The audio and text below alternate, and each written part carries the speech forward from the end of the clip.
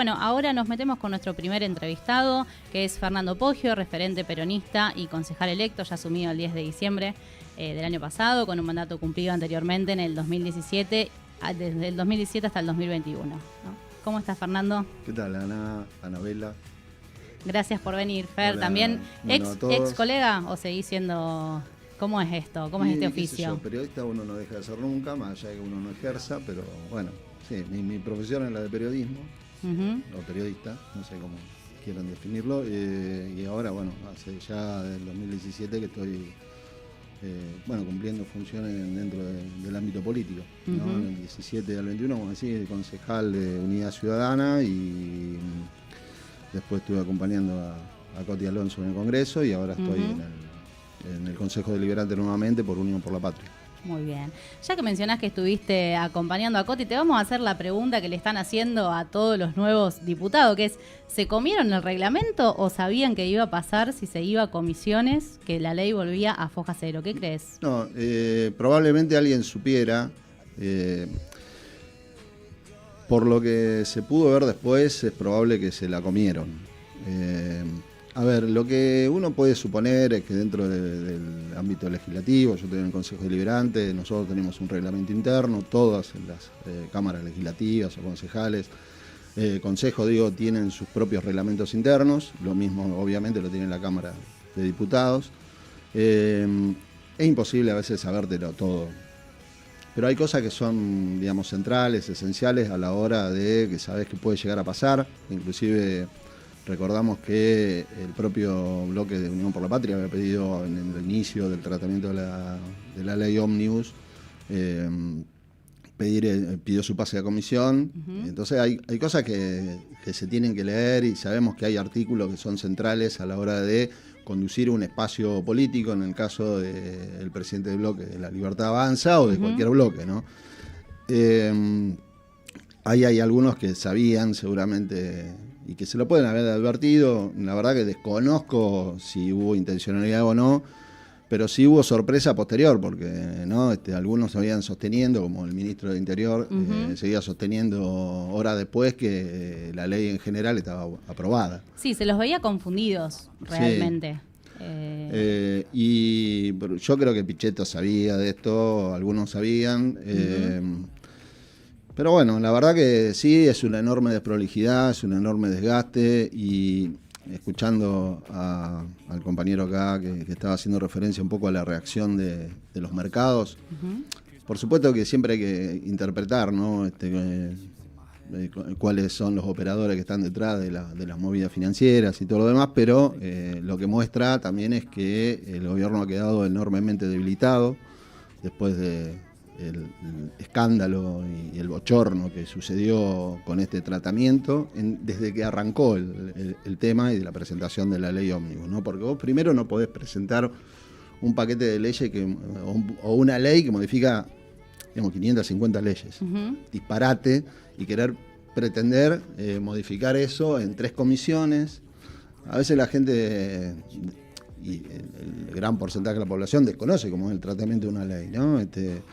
Lo mismo pasa con el Consejo Deliberante. Uno llega a un expediente, un proyecto de ordenanza, lo analizamos en la comisión, se piden informes, se llama gente que asesore, que digamos, dé su punto de vista, porque hay intereses afectados. Vos convocás a las partes, a las distintas partes, ¿no? Cuando pasaba el tema de la ley de alquileres, ¿no? Se convocaba a las inmobiliarias, a los grandes agentes inmobiliarios, a los inquilinos, a las organizaciones universitarias, organizaciones sociales que trabajan en el tema. Entonces vos vas escuchando las distintas posiciones, cada uno marca los pros y los contras de una ley, pasa por distintas comisiones, a veces se unifican, ¿no? En el Congreso pasaba eso, ¿no? Se unificaban un par de comisiones para darle un poquito más de... Pero es una ley de un tema específico. Imagínate... Claro. 550 leyes, no tengo ahora el número exacto de la cantidad de leyes que modificaba, eran más de 600 era más de 600 artículos, sí. Entonces, que modificaba el Código Civil, el Código Administrativo, el Código Penal, leyes que son centrales para el tema ambiental, las laborales, obviamente después las fiscales, las tributarias, que después fueron retiradas, pero... Y obviamente un elemento central que es la Constitución Nacional, porque vos estás impedido de delegar facultades. Entonces, vos podés declarar emergencia, la emergencia económica, pero la delegación de facultades está prohibido expresamente por la Constitución Nacional. Entonces, no convoca constitucionalistas, es un disparate. Entonces, bueno, terminó. Eso pudo haber terminado mucho peor de lo que terminó, o sea, aprobándose. O sea, ¿no? Si se hubiera aprobado hubiera sido mucho peor del escándalo y del bochorno que terminó sucediendo, de que el propio espacio político que presentó la ley la retire para volver a discutir en comisión. Y estamos discutiendo la ley ómnibus, pero no estamos discutiendo por ahí el trasfondo de lo que modifica, ¿no? Que hay muchas cosas que son centrales para la vida cotidiana, para la viabilidad de una república, ¿no? De un país. Si vos delegás facultades en el presidente de la nación, lo estás erigiendo en un ser supremo, prácticamente, que decide a su antojo, obviando todos los otros pasos de la república, y bueno, ahí vamos a tener un problema grave, y eso, digamos, es complicado de resolver después, ¿no? Porque las consecuencias después terminan siendo catastróficas. Sí, bueno, eso es un poco lo que decíamos en la apertura, lo que se trató de... Pensaban que el consenso podía llegar a través de dar de baja algunas de las discusiones que podían, como decís vos, de la ley electoral o leyes más importantes, no más importantes, pero digo que se podían sacar del proyecto grande y debatir en otra sesión. Pero así todo, lo que quedó dentro de la ley ómnibus era enorme. No, enorme, la privatización, el Fondo de Garantía de Sustentabilidad, digamos, el tema ahí de es donde se empieza a empantanar también un poco. En donde y se empantanó también en la delegación de facultades, ¿no? Porque le empezaron a voltear esas delegaciones, la mayoría de las que ellos querían tener, y bueno, ahí es donde vieron que cuando llegó el capítulo de las privatizaciones, que iban a terminar también perdiendo la mayoría de las cantidades de empresas a privatizar del Estado, que no lo iban a poder hacer. Porque hablamos de, digamos, también a mí me interesa siempre discutir los conceptos, ¿no? ¿Qué es el consenso? ¿Qué es la negociación? Y cuál es el rol que tiene cada uno de los que participan de esa negociación, ese consenso, ¿no? Yo también lo escuchaba respecto a esto de la construcción de consensos y cómo quedó el ministro de Interior. Por supuesto quedó muy, muy golpeado, pero ya había quedado totalmente deslegitimado, porque Franco, sí, no lo voy a defender a Franco acá en este caso, porque me parece nefasto, pero fue a discutir con los diputados, con los gobernadores, con los que tenían determinada representatividad, y después eran desautorizados por el propio presidente. Entonces, digamos, cuando vos, tus interlocutores, ¿no?, que son los que vos designás para sentarte a negociar, y en el sentido de parlamentar, ¿no? Por eso del Parlamento, por eso se sienta a discutir, no está mal negociar significa, me parece que esto no es así, o bueno, también hay una cuestión de toma y daca a veces de la política, que es, bueno, yo te apruebo esto, vos me aprobás lo otro, sucede, no está mal, salvo que sea de espalda al pueblo y negocios privados. Perdón, pero vos ahí, con respecto a que el presidente lo desautorizó a Franco, ¿te referís a la coparticipación del impuesto país, por ejemplo, que le había dicho? En eso y en otras cosas más, digamos. Iban con determinadas propuestas y después, no, esto no lo negociamos. Bueno, en el caso, por ejemplo, el impuesto país fue uno de ellos, y tal vez el más emblemático, porque obviamente los gobernadores estaban pendientes de esa modificación o de ese ingreso que iban a tener a partir de la coparticipación del impuesto país. Y que nada, bueno, o sea, cuando vos vas y después, digamos, la frase de Pichetto, muchachos, escuchen porque van a seguir perdiendo, digamos, les gusta perder, quiere decir, bueno, reflexionen, podemos tener interlocutores que puedan sostener la palabra y puedan sostener los acuerdos, y después, bueno, la lógica que establece el gobierno de Milei es, bueno, los que no fueron consecuentes con lo que habían acordado fueron nosotros. Bueno, claro. Sí, creo que tampoco queda claro quién es realmente el interlocutor del presidente, ¿no? También Javier Milei tiene una forma muy diferente, es diferente a todo, es diferente a otros. Sí, a otros presidentes, creo duda. Que no quiere decir que sea mejor. No, ni mejor ni peor, digo, tiene un estilo muy, muy particular. No, yo creo que es mucho peor. su estilo, yo me refiero a su estilo comunicacional, por ejemplo. No, es que desde el punto de vista de la construcción del diálogo y del consenso es mucho peor. Digamos, de comunicacional lo podemos discutir y sí, es efectivo hasta un determinado punto, pero también es altamente destructivo, digamos. Si vos tenés un aspecto comunicacional en el cual se basa especialmente a la degradación del otro, digamos, eso de republicano y democrático no tiene nada. Entonces puede ser efectivo comunicacionalmente para posicionarte frente a una audiencia determinada, que es lo que buscó siempre él. Está bien, sí, bueno, mirá este payaso, como se había convertido en algún momento, resulta que después terminó siendo presidente por esas cosas que también ha tenido el peronismo, el gran fracaso que ha sido el gobierno de Alberto Fernández. Pero también eso no quiere decir que esté bien. Sí, hoy hubo mucha preocupación en los medios de comunicación y por sus reacciones en Twitter, ¿no? También en sus favoritos, digo, cosas bastante fuertes para su rol presidencial. Me parece que se olvidó de que es presidente de la Nación y que sigue en un formato televisivo de panelista de un programa de las 6 de la tarde, no específicamente claro, sino otro. que de otros. Sí, y también se encontró, me parece, con esto de que los gobernadores están como en un grupo homogéneo, más allá de que cada uno tiene sus intereses. Creo que el gobierno no se lo esperaba tan pronto también ese bloque. Y mencionabas a Pichetto y su rol tratando de ser, no sé si decir oposición responsable, y te quiero traer al espacio de Chivilcoy para que hablemos un poco del Consejo Deliberante. Y ahora por ahí ustedes también están ocupando ese espacio, porque en la nueva conformación del Consejo Deliberante, el oficialismo, bueno, está en un 30% más o menos, 33%. Un poquito más, sí, digamos, de representación dentro del Consejo, sí. Sí, quedaron las fuerzas, son 7 bloques, lo cual parece mucho, ¿no? Es inédito, son 7 fuerzas políticas, a ver, son 7 espacios o 7 bloques. Lo que pasa que lo que también hay que determinar es que son 7 bloques que surgieron de 3, ¿no? O 4, ¿no?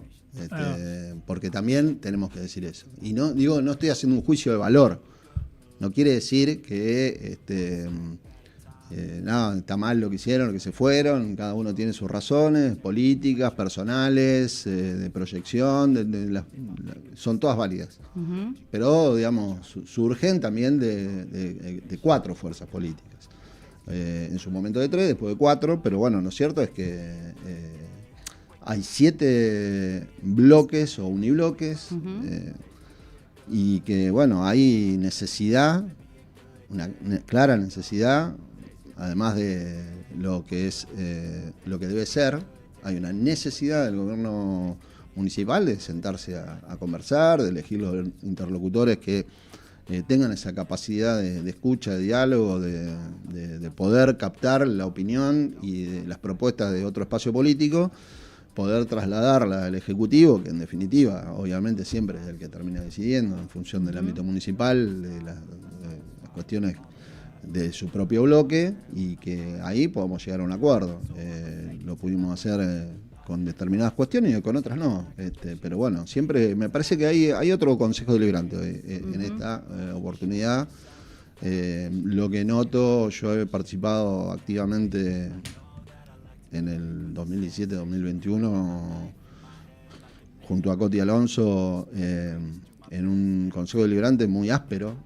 Y no digo que nosotros no hayamos tenido responsabilidad de esa característica, porque nosotros planteamos posiciones obviamente enfáticamente, duras, obviamente en función de nuestras convicciones, del contexto del país, del contexto de la ciudad,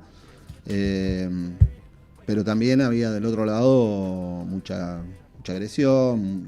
Hoy ahí tenemos un Consejo Deliberante con actores dentro del Consejo Deliberante, con personas con las que puedes dialogar, que no hay una agresión personal, ¿no? Que las cuestiones son políticas, que no tiene que ver con si, no sé, vos porque sos kirchnerista, vos porque sos britista, y en realidad estás invalidado, y no. La verdad que vamos a discutir cuestiones que son referidas a la política, al bienestar de la sociedad, de la comunidad de Chivilcoy, si está bien, si está mal, y sin agresión personal. Que ha tenido una característica, creo que, bueno, en estos últimos meses está tranquilo, pero ha sido una característica del intendente Brito de calificar a sus oponentes políticos de manera agresiva y quien te habla ha sido objeto de varias descalificaciones bastante groseras. Sí, el intendente Brito es que logró su tercer mandato, y como decías, en esto también me parece que uno de los gestos fue aprobar el presupuesto, ¿no?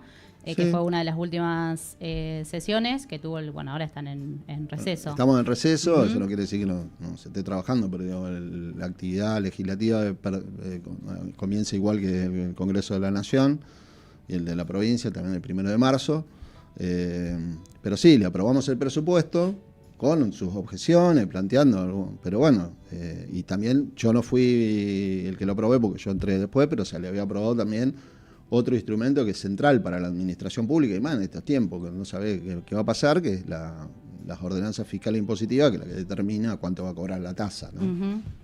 O qué tributo nuevo vas a crear o eliminar. Y son esos instrumentos que todo gobierno necesita. Nosotros lo hemos padecido como gobierno nacional el primer año, la oposición, que son súper responsables, que ahora dice que son dialoguistas, que tienen la construcción esta de responsabilidad institucional y que hay que darle la herramienta, lo dejó sin presupuesto. No le aprobó el presupuesto de Nación. Sí, es una herramienta muy importante. Acá, quedándonos más en lo local, ¿cuáles son, no sé, los temas de agenda, principalmente de tu bloque en lo local, por ejemplo? Pues la verdad es que me súper interesa, pero nunca estuve tan metido o quizá nunca escucho. No sé si nos puedes comentar un poco las ideas. Mirá, nosotros siempre tuvimos una agenda como, no desdoblada, pero sí de alguna manera con un anclaje muy, muy barrial y también muy atravesada por el contexto nacional. No somos una isla, por lo tanto debemos intervenir, debemos generar herramientas para a veces paliar situaciones que van generando las políticas económicas, las decisiones políticas del gobierno nacional o provincial, y otra vez para acompañarlas o para fortalecerlas.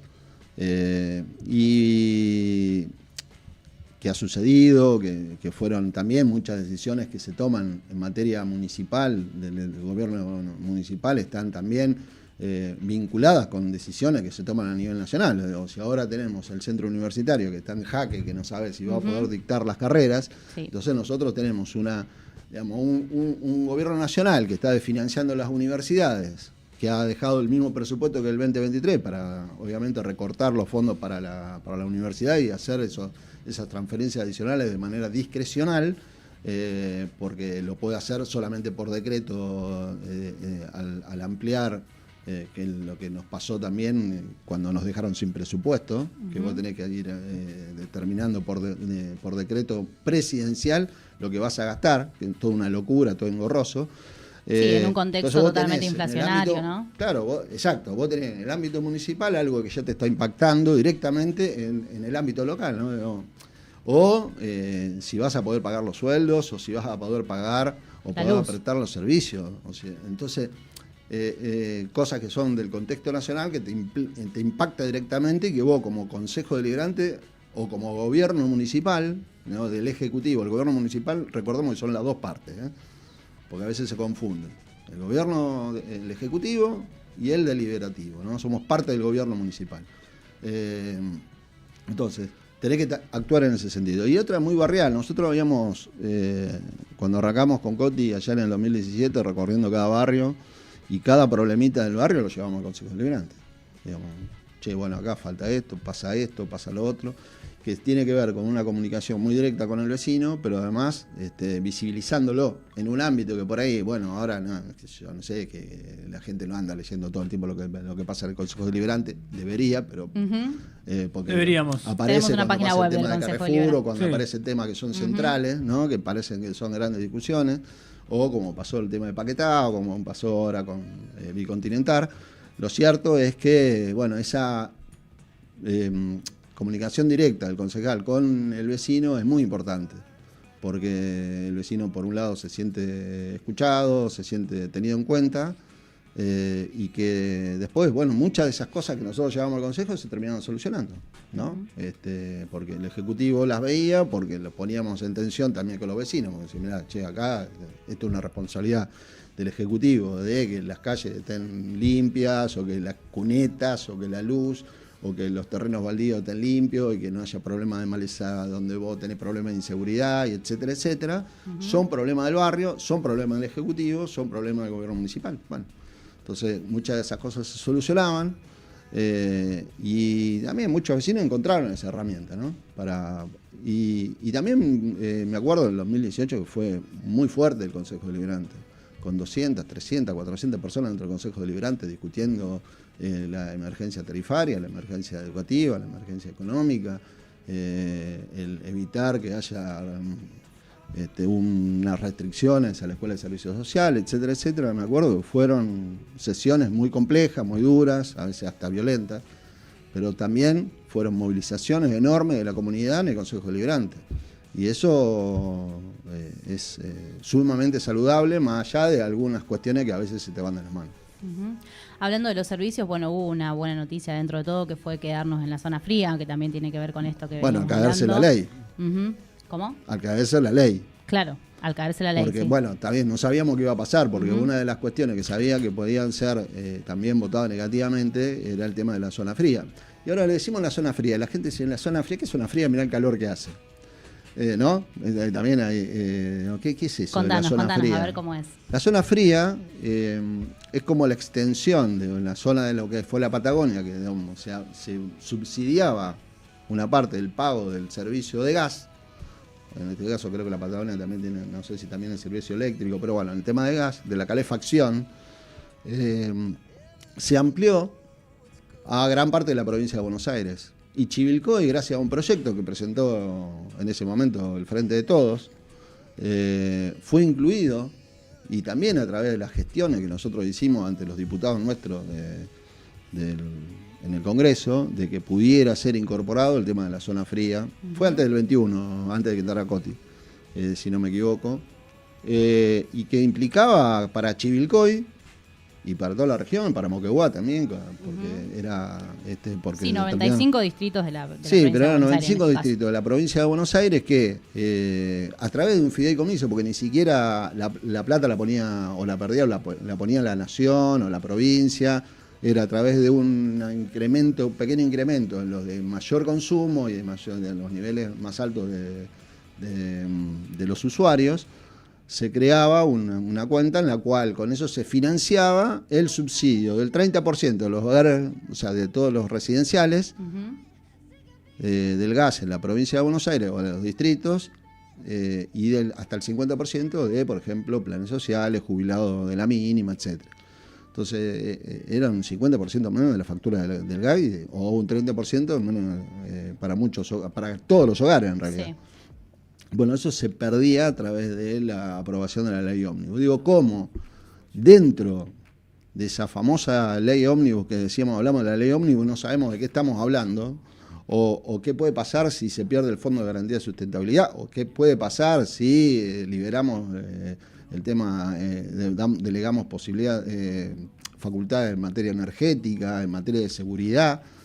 No sé, imagínate con lo que está pasando, con lo que pasó con la represión en el Congreso, imagínate con la delegación de facultades en materia de seguridad que va a pasar en la calle, que vamos a tener otra vez grupos de tarea recorriendo las calles de Chivilcoy, digamos, sería toda una locura. Entonces me parece que, digamos, hay que empezar a visibilizar de qué se trataba esta ley ómnibus, y en caso de Chivilcoy perdíamos la zona fría. Bueno, la zona fría era un 30% de descuento en la factura del gas, o un 50%, que ya estaba vigente desde hace 2 años. Otro de los servicios que preocupa a los chivilcoyanos, y también con esto que decías de la labor parlamentaria, de las asambleas populares que se generan y la participación ciudadana, está el tema del agua también, ¿no? Sí, obvio. Bueno, hablando del agua, también hablando de la ley ómnibus, ¿no? El regalo de la tierra, ¿no? Esta posibilidad de que sea extranjerizada la tierra del suelo, ¿no? La ley de tierras, que tanto se peleó en su momento para poder frenar la compra de la tierra por parte de los grupos extranjeros, digamos, los Joe Lewis de la vida. Debajo de esa tierra hay recursos, debajo de esa tierra hay agua potable. Y bueno, una parte es precisamente lo que estamos discutiendo, ¿no? El tema de lo que va a ser la propiedad del agua, la propiedad de los recursos naturales. Chivilcoy tiene un problema que, volviendo a la ciudad de Chivilcoy, yo estuve muy metido con el tema de la Comisión del Agua en su momento, y que tiene obviamente un problema es una zona geográficamente complicada con el tema del arsénico, no solamente de Chivilcoy. Sí. Grandes niveles de arsénico en las últimas medidas que se hizo, que están llevando adelante en el galpón de los Colgados de las Ramas. Ahora están en ese espacio concentrándose con respecto a este tema, y sí es preocupante, ¿no? Las últimas mediciones hasta en pueblos de campaña y en barrios de Chivilcoy. Sí, yo estuve en varias de las asambleas del año pasado participando y explicando algunas de las acciones que se habían llevado adelante por parte de la provincia para mejorar esta cuestión. Hay que hacer un poco la secuencia, ¿no? Recordamos que, hablando de privatización, es una de las cosas que pasaron a finales de la década del 90, que se privatizó el servicio de prestación del agua. No sé, ustedes son muy chicos, pero acá había una empresa que se llamaba Zurich, que era una Gaby empresa... no había nacido seguro en los 90. Yo era chica, pero Gaby no había nacido. Estaban 10 años. Bueno, todavía creo que hay instituciones sociales y deportivas, me parece que están pagando una deuda generada por un mes nada más de la facturación, porque le habían puesto medidor y imagínate, bueno, tenían que vender el club para pagar 2 meses de agua. Sí. Sí, que en otras partes del mundo es así, el cobro del agua es por medición, y bueno, acá en Argentina no se utiliza esa medida. No, hay algunos que están, pero bueno, también es mucho más... No es tan salvaje como fue la época de Zurich, y fue una privatización de los servicios, ¿no? Hoy nosotros tenemos la empresa APSA, que no es lo mejor del mundo, ni lejos, pero es una empresa público-privada, pero la parte privada es de los trabajadores.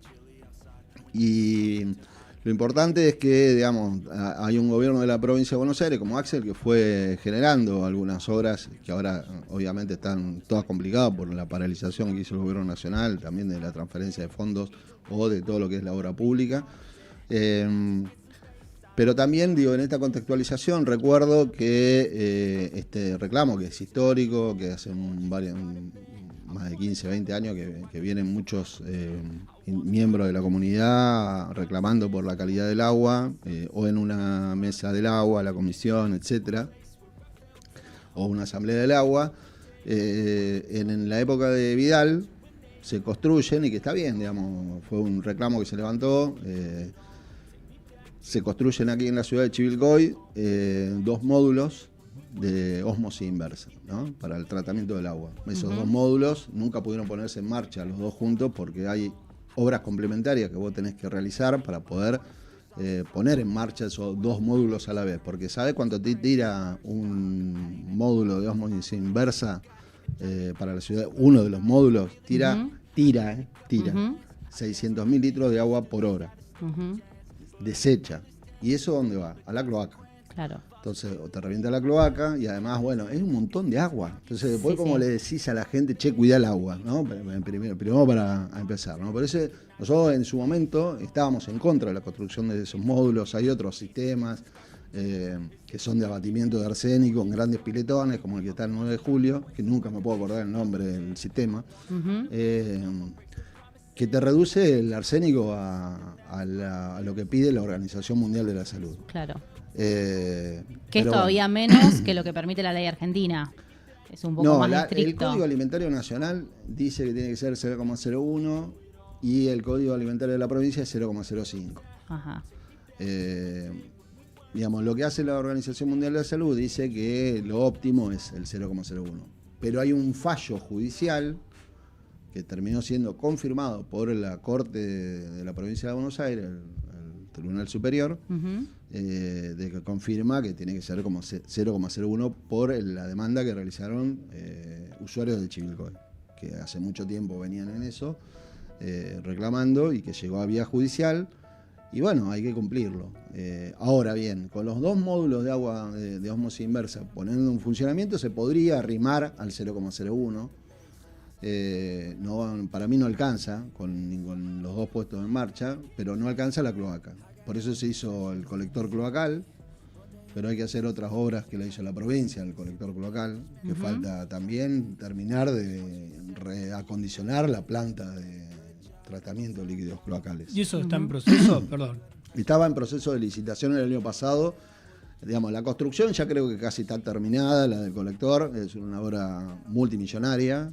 La inversión la hizo la provincia de Buenos Aires, pasa por la calle Las Heras de Chacabuco, llega hasta la depuradora. Pero hay que también acondicionar la depuradora, que es otra obra multimillonaria. El año pasado, una parte de la obra solamente era, a principios del año pasado, eran 2.500 millones de pesos. Y bueno, se había logrado la financiación, pero bueno, estaba en proceso de licitación. Desconozco ahora cómo está, a partir de todos estos movimientos, cambio de gobierno a nivel nacional. Pero hay que acondicionar la estructura de la red cloacal para poder poner en marcha los dos módulos. Eso bajaría sustancialmente la presencia del arsénico y obviamente que es lo que hay que hacer porque la gente está consumiendo eso. ¿Querés que te diga? Acá tengo cómo se llama la planta de 9 de julio. Sí, es planta potabilizadora con remoción de arsénico. Elimina el arsénico mediante métodos físico-químicos. Sí. El proceso se basa en la flotación y remoción de lodos con alta concentración de arsénicos y la posterior filtración del agua. Gabriela, a vos te encanta este dato. Que tiene un nombre que nunca me lo acuerdo.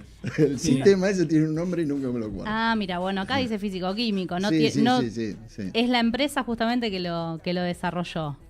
Bueno, estamos hablando de agenda, de infraestructura, todo eso. Y yo, la verdad, a mí me encanta la ciudad. Yo soy chivilcoyano y trabajo acá, vivo acá. Y me gusta, soy joven y la defiendo a muerte. Pero hay dos temas en la agenda que nada, como ciudadano siempre me hubiese gustado preguntar a alguien como vos que está metido. Tema federación, tema de los edificios de la federación y el tema residuos. No sé por cuál quería empezar, pero siempre me puedo empezar en ese orden, dijo. Dale, metele. No, bueno, la federación, la verdad que hubo una decisión de no avanzar y no hacer absolutamente nada en el gobierno de Guillermo Britos. Punto. O sea, había que hacer una serie de inversiones que para el Ejecutivo Municipal no eran importantes, en montos estamos hablando, para poder terminar de habilitar por lo menos hasta 2 torres. ¿Cuántos hogares son más o menos? Y eran, creo que, si no me equivoco, eran 260, 280 departamentos en total. Son departamentos que no son viviendas sociales, consideradas esas viviendas sociales. Igual estaba a través del Instituto de la Vivienda. Sí, pero había sido inversión privada, digamos. Había sido inversión privada, pero después eso lo adquirió el municipio en la época de Aníbal Pitelli. En el gobierno de Darío Esperanza, en medio de la campaña, proceden a inaugurar una torre, que estaba terminada la torre, pero no podía habilitarse definitivamente porque faltaba una serie de obras complementarias para que la gente pudiera vivir, que tenía que ver con la cloaca y el abastecimiento energético. Tenía que hacer una planta transformadora que en ese momento era cara, pero no era un disparate, que vos lo recuperás porque esos departamentos lo vende el municipio y recupera el dinero. Claro. Con una cuota inicial importante, con el que hasta podía financiar esa obra que uno habla en ese momento, hace 13 años, 25 millones de pesos, era mucho dinero, pero vos podías recuperar tranquilamente eso. Pero bueno, no hubo intenciones, esto estuvo claro. Y está parado ahora. No tuvo intenciones con el tema del complejo Federación y con el tema de la vivienda en general. Y por eso, digamos, se construyó, a través del Ejecutivo Municipal, se construyeron 0 viviendas en la ciudad, a través de la iniciativa, ¿no? del municipio. Son decisiones políticas. Uno puede compartir, no puede compartir. Su decisión política fue no construir nada.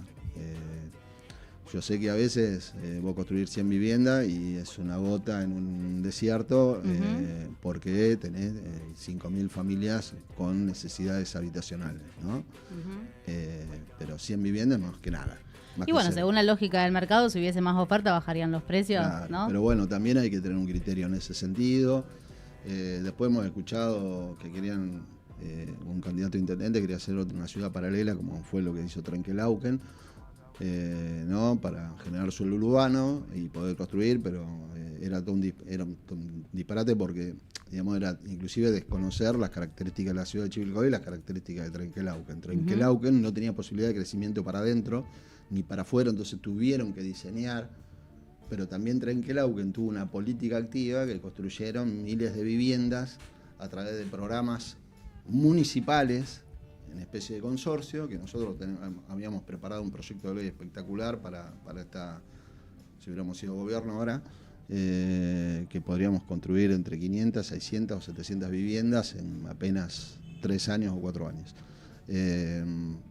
con la participación público-privada, ¿no? Y viviendas no solamente sociales, sino también viviendas para personas que tienen un ingreso un poco más alto, más elevado. Así que bueno, había que tener la decisión política, tener ganas de laburar en ese sentido. Chivilcoy tiene mucho espacio urbano todavía por dentro de los límites que uno tiene Chivilcoy, ¿no? Para albergar a otras 30, 40, 50 mil personas más.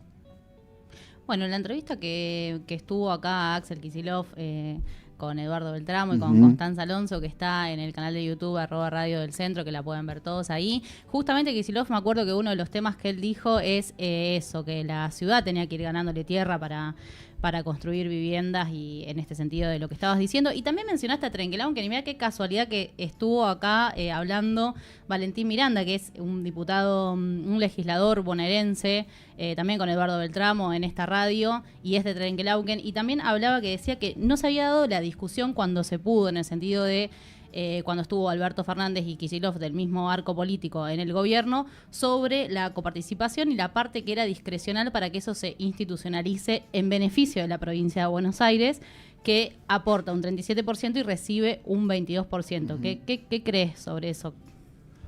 No, mira, claramente la provincia de Buenos Aires es la más perjudicada en cuestión de el reparto de los ingresos, ¿no? Porque genera, como decís, el 40% de lo que recauda la Nación y le devuelven el 22% con suerte.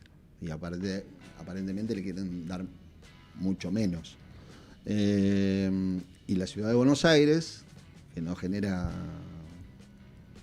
no sé qué produce en la ciudad de Buenos Aires, tiene una ciudad con obviamente muchas empresas, servicios, pero recibe mucho más, inclusive por encima de lo que le corresponde. Por eso se produjo el conflicto que terminó en la Corte Suprema de Justicia, que fue beneficiado obviamente la ciudad de Buenos Aires, en detrimento de las provincias. Pero también nosotros entendemos, como bonaerenses, y creo que Kicillof también lo entiende, que hay un concepto de solidaridad con otras provincias que no están en las condiciones o tienen los beneficios inclusive naturales, ¿no? Además de infraestructura, como la provincia de Buenos Aires, con las que obviamente también, porque somos un país federal, pero también somos un país, ¿no? Y somos todos argentinos, y que me parece que tiene que haber una devolución también por encima de lo que se le devuelve a la provincia de Buenos Aires, porque además tiene el 40, o sea, ¿cuánto tiene? 18 millones de bonaerenses somos, casi. Ahí te busco el dato. Sí, entonces tenemos que pensar en ese sentido. Y nada, hoy está también en discusión el tema de la coparticipación, ¿no? Está fuertemente, lo pone en discusión el propio gobierno nacional, con lo que también está extorsionando porque cuando hablan de extorsión, digamos, ¿de cuál extorsión están hablando? Si extorsionan a las provincias de Buenos Aires, lo acaban de reconocer sus seguidores y el propio presidente de la Nación, que ahora van a ver lo que es el ajuste. 18 millones, dijiste bien. 18 millones, sí. ¿Por cuánto le erré? 17.500.000. Bueno, por 500.000. Así que bueno, imagínate, ¿no? El nivel de... Pero acá lo que te decía, esta conversación que se había dado... Pero parate porque por ahí no te respondí la pregunta. No pasa nada, y vamos a retomar. ¿Por qué crees que no se dio esa discusión cuando se pudo, por decirlo así? Esto expresaba el diputado Miranda, para que esto se institucionalice, que la provincia de Buenos Aires. ¿Por qué no se discutió entre Kicillof y Alberto Fernández, por ejemplo? ¿Por qué no se dio antes esta discusión para que los bonaerenses podamos tener resuelto el tema de la coparticipación, de esta desigualdad que se da para la provincia? Lo que pasa es que eso se da en el marco de una discusión de un pacto federal, ¿no? No es la discusión Kicillof-Alberto Fernández, sino en la discusión de un pacto federal, de una participación sí, que digo de todos Kicillof los y Alberto gobernadores. Fernández porque fue el próximo pasado, o sea, que coinciden, digo, antes. Alberto Fernández, una de las cosas que hizo fue eliminar la transferencia discrecional y la reformulación que hizo Mauricio Macri en favor de la Ciudad de Buenos Aires. Y ese porcentaje que se le estaba otorgando por encima de lo que le correspondía a la Ciudad de Buenos Aires, que estamos hablando de cientos de miles de millones de pesos, no estamos hablando de dos pesos con 50, bueno, era de las provincias, de las demás provincias argentinas, o sea, de las provincias, porque Ciudad Autónoma de Buenos Aires no es una provincia, eso está claro. Pero también, bueno, ahí se tergiversó hasta la letra de la Constitución Nacional en el fallo de la Corte Suprema de Justicia, reconociéndolo como una provincia más. Pero bueno, de todas maneras, así y todo, eso terminó con una decisión judicial y bueno, sabemos cómo ha actuado la justicia en los últimos tiempos. Y digo, sabemos cómo ha actuado, lo puedo profundizar, pero digo, para que no quede como una frase suelta, ¿no? Pero el laufar y lo que se define como persecución judicial al peronismo, a Cristina, y todas las definiciones del Poder Judicial a favor del poder concentrado en la Argentina, tuvo su máxima expresión en los últimos 4 años. La última que te hago de parte mía, por lo menos para infraestructura, es la autovía 5 también. Otra preocupación que, bueno, el diputado Falcone, que es de la ciudad de Chivilcoy, de La Libertad Avanza, él está diciendo en el Congreso que podría haber alguna posibilidad de poder reactivar eso con inversiones privadas. Ajá. Y bueno, que el Estado logró hacer un 8% de esta obra y no se pudo concretar. ¿Qué crees? ¿Qué pensás? Que la público-privado le instrumentó Mauricio Macri y no hicieron nada. Y fue difícil salir. Es una gran deuda de la democracia, de todos los gobiernos, empezando por el nuestro, ¿no? Con Néstor y Cristina, vamos a decirlo claramente. De todas las grandes cosas que hicieron tanto Néstor y Cristina, bueno, la Ruta 5 no fue una de ellas. Ni tampoco, bueno, se reactivó en los últimos años. También hay que decir que en el 2020, cuando nos desaprobaron el presupuesto, estaba presupuestada la autovía 5 hasta Chivilcoy. Y lo aprobaron en contra, ¿no? Pero bueno, son otras de las cosas que sucedieron en los últimos 4 años. Yo la verdad que no quiero hacer una definición de Falcone, como me parece muy ingenuo lo que pretende y lo que piensa. Le tendría que reclamar, porque todas las obras públicas de esta característica generalmente las hacen los privados con plata de la nación o de las provincias. Bueno, de la última que te hago... Pero perdón, ¿quién paralizó la obra pública? El gobierno nacional. Ahí va. Última semana de campaña, para más o menos ubicarnos. Nuestro intendente... Parece hace como 5 años atrás ya. Sí, con las cosas que van pasando. Bueno, nada, se vio la foto de Guillermo con Massa, siendo que él había sido endorsado por Milei, no sé, medio que había sido floreado para ir para gobernador y eso. Ahí te quiero preguntar 2 cosas. Primero, ¿qué pensaste cuando viste esa foto? Y en segundo...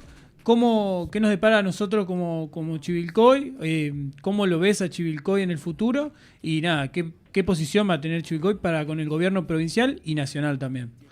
Mirá, cuando vi la foto me sorprendí, digamos, te lo digo desde lo personal. Me lo sorprendí por lo que ha pasado, o sea, por lo que sé que, digamos, uno supone que piensa el intendente Guillermo Brito de nuestro espacio político.